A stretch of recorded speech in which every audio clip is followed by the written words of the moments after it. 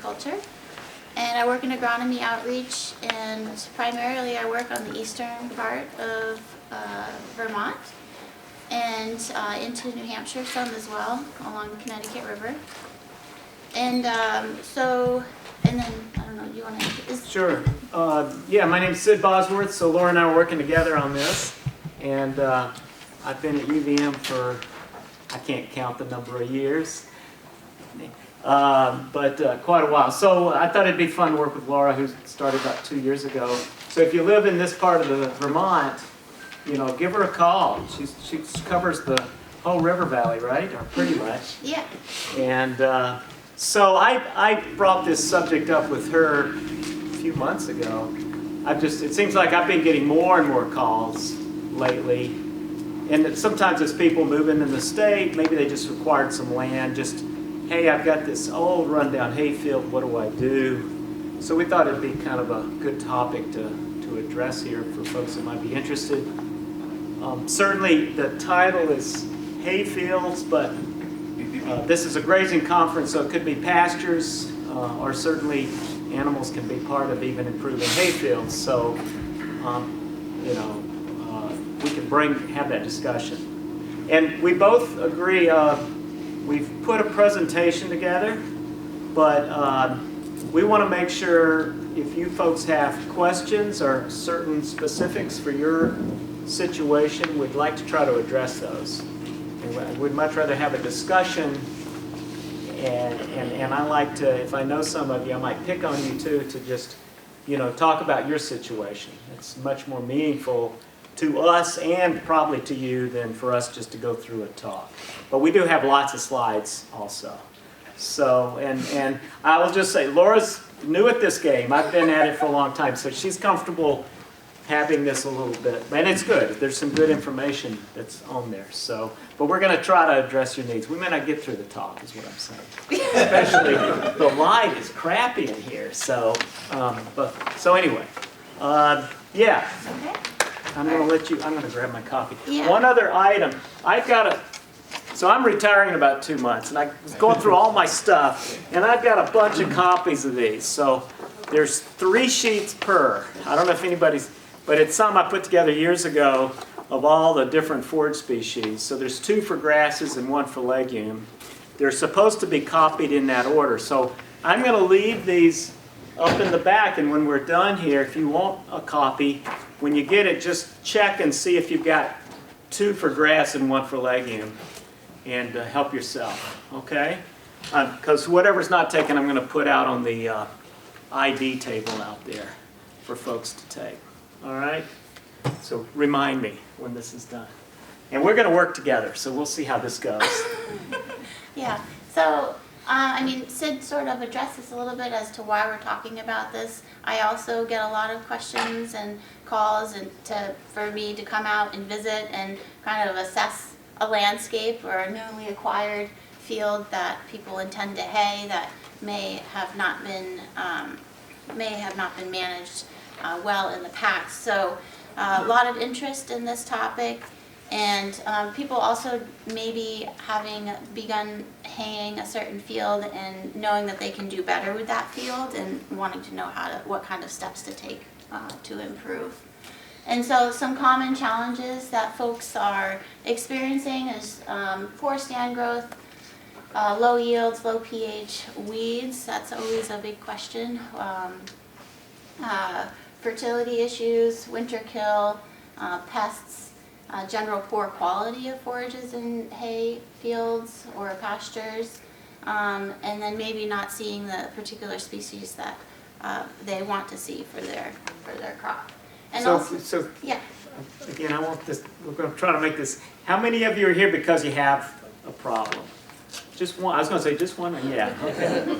So how many have a weed, a serious weed problem? You're here to find out how to get rid of it. Anybody? What is it? Buttercups. Buttercups. Oh, God. Okay, I'm going to let you tackle that. What? Yellow rattle. Yellow rattle. Okay. Hey. Okay. We've got a little. Okay. Any others? Yes. Horse nettles. Oh gosh. Okay. Horse nettles. Something that blooms blue that sheep won't eat.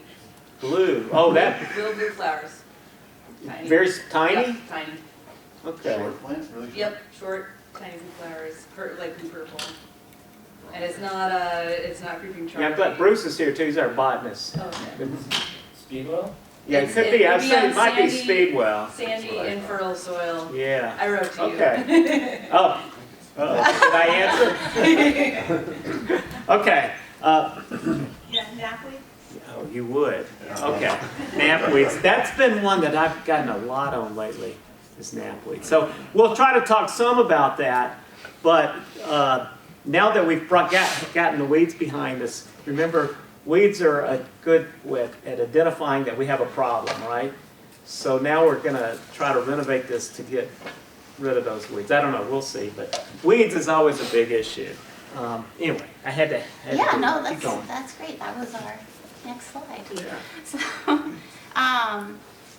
and yeah, so some causes to some of those issues are, fertility, and then how you might be managing your harvest frequency, whether or not it's maybe a little more lax or maybe even too aggressive, cutting your forages too short, or maybe leaving them a little too long in the field, equipment compaction, or a combination of different causes. So generally what happens when, if you've acquired a hayfield and it's been neglected for a while, you start to see some perennial weeds come in. Woody species will come in, and then your fields generally become more acidic over time. And as forage species become more sparse in your field, you might see more frost thaw cycle, and the heaving of rocks in your field, making it more uneven. Depending on where you live, or what Okay. kind of soil you have. Yeah, what right? kind of soil you have Yeah. and the landscape or the underlying landscape of your soil. So here just an example of some cherry coming in on a hayfield. This field was not being cut at a very in a very regular manner. So they started seeing some cherries coming in and kind of taking over their grass species. And generally what we want is a nice, clean, uniform green field. And so we talked about different ways that we can address these challenges, and these are kind of what we've got prepared here. And then if you guys have any other questions beyond weeds, we can talk about that as well. Well, we have a weed subcategory here. Yes, and that is a part of it. So, and you can go from, depending on your resources and your motivation in terms of how much you want to improve your field, whether it's just partial improvements, maybe addressing fertility, or just compaction, or maybe everything in order to maximize or optimize your field and your species. Then you can go from the spectrum of partial improvements to total complete renovation, entirely reseeding your fields. So I was just going to we're going to touch a little bit on pH and fertility. So it's going to start with pH. Yeah, I just want to throw a few. So one other thought about when you think about trying to manage, think about it. We live in this wooded ecosystem, right? And now we've got imposed agriculture. So we're doing everything really, in a lot of ways, artificially. We're trying to have this forage crop to feed our livestock. So we have to impose everything to get that, and then once we have it, we have to maintain it. I think we all recognize that. So it's a battle, right? And I kind of look at these things, and I think, Laura, getting out on the farms, you see a situation, you think about what's the low-hanging fruit, right? What's the thing we can do first to get the biggest bang for our buck? And I'm sure you've heard this before, but I will argue as an agronomist, correcting pH is probably a foundation for any kind of good crop growth and good forage quality or anything. It's really a foundation. So I'm just going to make a few comments on this, maybe a little preachy. But this picture we borrowed actually from a colleague in Maine. Just an example of a field that, again, is run down. There could be many problems with it. But once they took a soil test, the pH was 5.3. And so I thought it'd be fun just to throw a few slides in to kind of talk about pH. But again, I think liming, correcting pH in our soils in the East especially, where we have this constant shift to acid soils because of our rainfall, our practices, it's a never-ending battle. So I do think lime is a low-hanging fruit, even though it can be expensive, but it can really correct a lot of things. But what is pH? I just thought it'd be good to review, right? Colin, I'm going to pick on you, former student at UVM. It's like soluble hydrogen ions or something like Okay, yeah. So H, of course, is hydrogen, right? And P, if we kind of go back and dig out our math, is what? What's P? I'm not going to pick you on again. Okay. So it's what's that? Go ahead. My wife's going to tell me. She corrects me all the time. I'm guessing percentage, proportion. No. It's, P is the log. It's the negative log of the hydrogen concentration in water, right? So H is the hydrogen ions. They're free floating, and if you got a lot of them, they can be not so good, right? We'll know the ramifications. So P is just a measure of that. It's the negative log. Okay, and the only reason I'm saying this is I want to emphasize this log, because if we stretch our old math brains, the log is the in pH. There's a 10x change in the hydrogen ions in that solution. Okay, think about that. All right. So I have this graph showing the hydrogen. I know this is getting kind of sciencey here, but this is the hydrogen floating in water. So think about the water in your soil solution. You got this acid, this hydrogen, which is, acid. But as you go from a pH of 7, we talk about soil pH is neutral if it's 7, right? So here's the concentration. As we go to 6 or to 5, the concentration increases exponentially by a 10-fold difference. So it's hard to read graphs. This is what I took this and put it on a more graphic, and I think this is what really stands out to me. Here is pH. Remember, we talk about trying to lime our soils to 6 to 7. Here's the amount of hydrogen ions in a solution. Look what happens when it goes from 6 to 5. So think about that. When our soils drop below 6, we're getting a lot of acidity in that soil. And that's my take-home message here. This is the graph you want to, at least it gets me visually. It's like, whoa.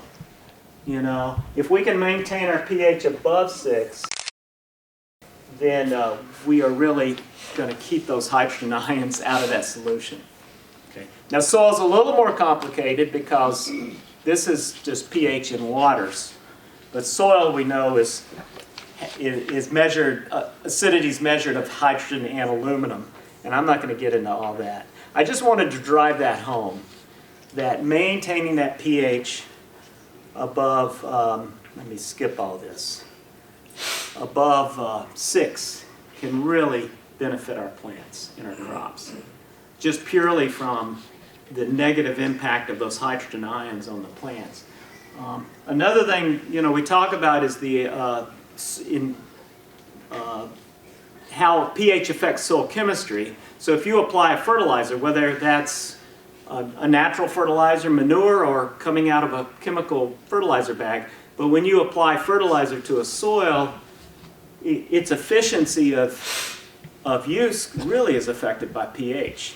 So this graph, I think, again, is a nice take-home to me. Shows pH at 7, 6, and 5.5. So this would be soil pH. And this is the efficiency of use. So if you apply this fertilizer, what will be then available to the crop? And at 7, for nitrogen, about 100% of it's available. But when you get down to 6, you've lost some efficiency. And down at 5.5, only 77%. More dramatically is phosphorus. you get down to 6 even, only 50% of that phosphorus is now available to the crop. But so what happens and I understand this one better than nitrogen, but it gets tied up, right? An acid soil has iron that then readily sucks that phosphorus and it becomes bound and not available to the crop. So as your pH is lower, that phosphorus gets tied up quickly. So you're just wasting, you put phosphorus out there and you have a pH of 5.5, you just lost half of it, okay? It's a waste of money. Same with potassium, the efficiency goes down, not quite as dramatically. So it's just something to think about. If you correct your pH, you're going to improve the rest of your nutrients much more. So, a little take-home message. A couple of other thoughts on pH. If you get that pH up to 6 to 7, and in our, of course, certainly in the East, we have to do that by liming, it's going to prevent some toxic effects of aluminum.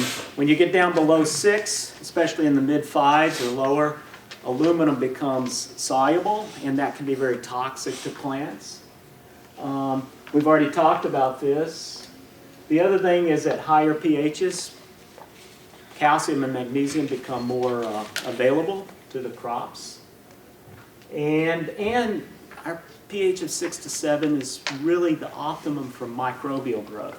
So if you want good soil quality, soil biological activity, we got to keep that pH up there.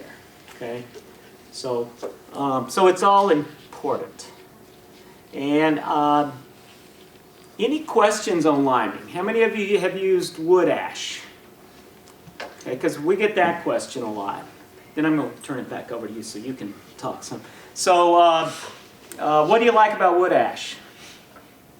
It's got other nutrients in it as well as the lime. Right, okay, yeah. And it's fast acting.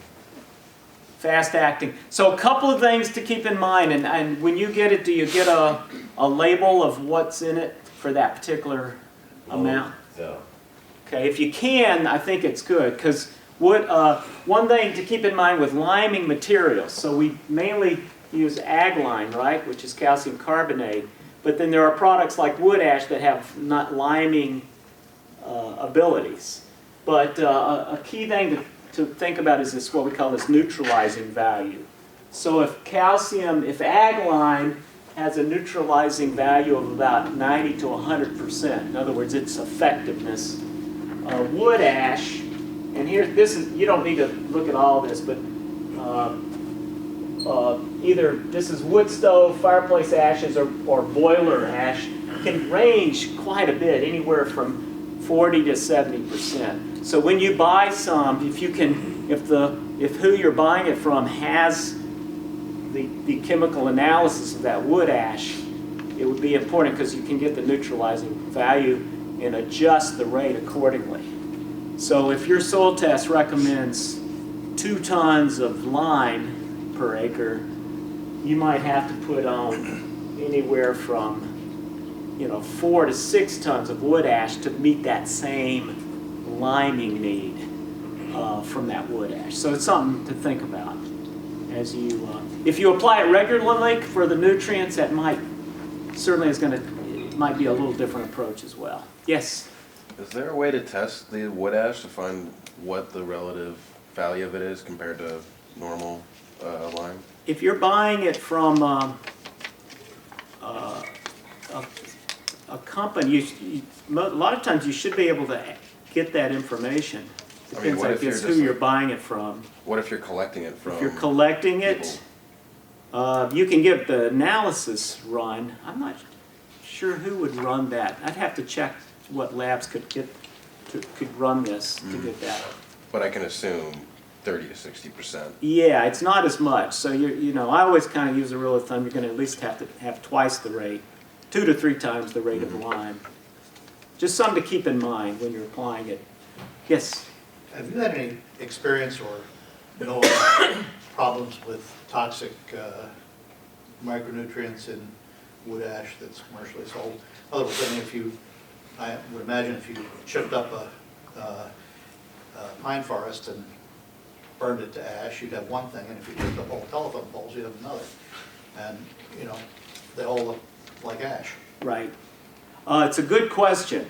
I have not had, have you had, anybody else had experience with getting some, and when you say micronutrients, because, you know, think about micronutrients are nutrients that are important, but if you have too much, they can become toxic very quickly, you know. Well, I was thinking of heavy metals.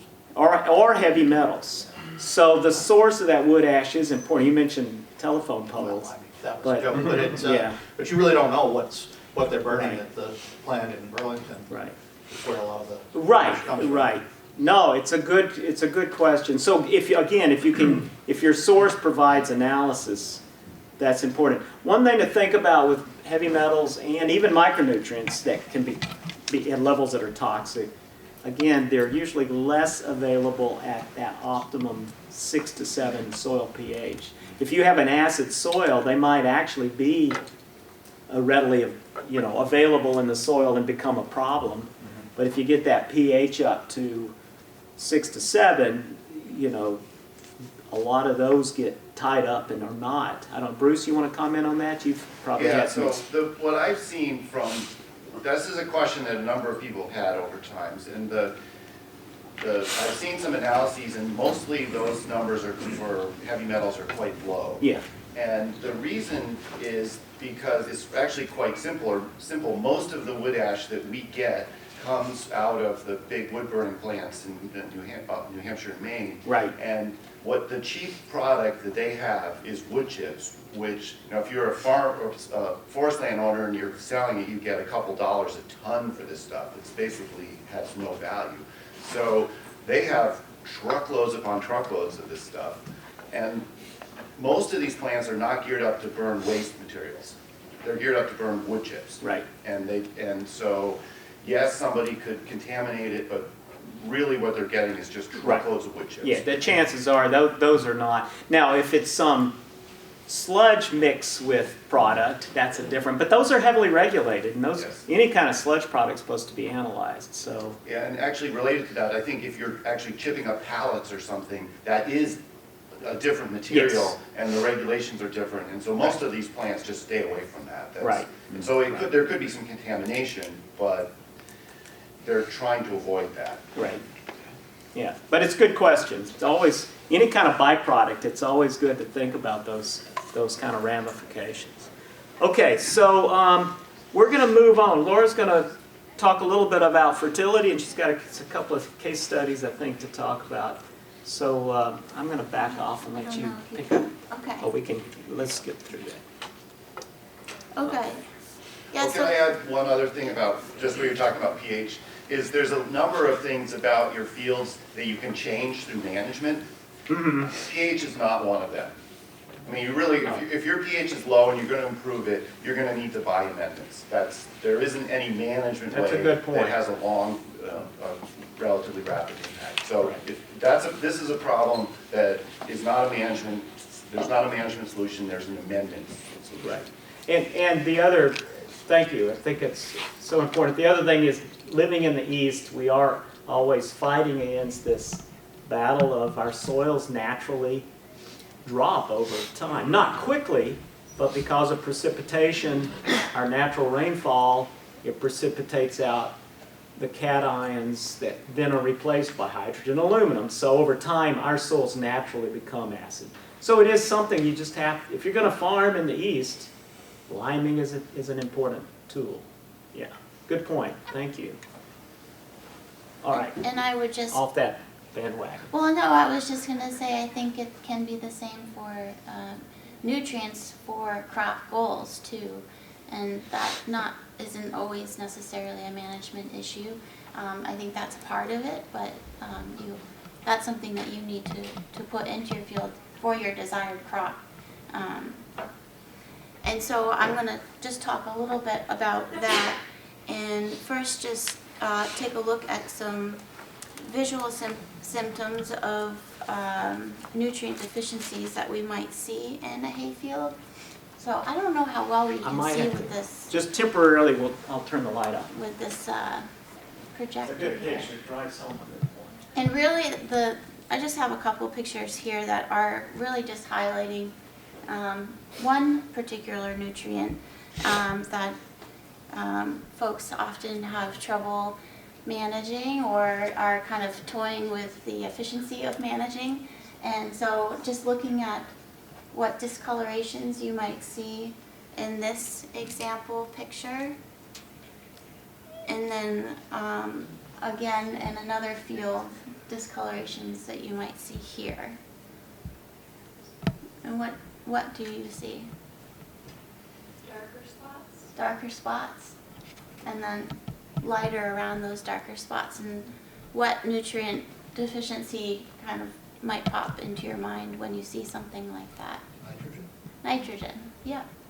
So that's nitrogen is a very dynamic nutrient, so it's readily leached in our soils if we have excessive amounts, more than what your crop can use. Maybe in a field like this or the previous one too, there could be in spreading mechanical issues, so you might get a load of whatever you're spreading in an area and less in another area. So it causes that change in greenness, and then in effect a change in how your plants are developing and growing. So I'm going to just take a look at some fertility issues through the lens of a particular example that I've had since this last season. And this one particular farm was a small beef farm, and they recently acquired a neighboring field that their neighbors no longer wanted to brush hog every year. Maybe their neighbor farmer could use it. And so so the farmer called me out and kind of just wanted to do a little field visit about, this is the situation of this hayfield and how can I address it. And there was a partnership with the neighbor in that they agreed to help in any kind of additions that the field might need in order to improve its production. So I do get a lot of or I hear a lot about different land ownership or renting or leasing situations, and so if you're lucky, you can maybe get some feedback or help from your neighbor in helping you amend your field like this farm did. But first we needed to figure out what was going on. So like Sid was saying, pH is usually step one in assessing what your pH might be in terms of then addressing fertility issues. And in order to address your pH, you have to go out and do some soil testing. So, and then also, which also reveals some nutrient deficiencies you might be experiencing. So I'm going to just go through a little bit about what soil testing might look like and how to do soil tests. How many of you have recently, within the past 2 or 3 years, tested your fields? Good, a fair amount of you. So just some reminders about, we've got, typically in Vermont, we don't have beautiful flat fields. We've got undulating fields with valleys and hills, and so when you're sampling your fields, you want to make sure that your sample areas are uniform. So one field might have multiple sample areas depending on the slope or the type of soils you have. So you don't want to sample a sand and clay portion of your field in the same, you don't want to submit that as the same sample. So that might take a little bit of research, and I often help folks kind of plan that by looking at maps and then so sampling differently. And then if you have access to a soil probe, which if you have your own or local NRCS offices or the extension office usually has soil probes to borrow, or you can use a shovel, and that's fine, to get uniform subsamples. And you usually want per sample area 15 to 20 subsamples to make a composite sample that you'll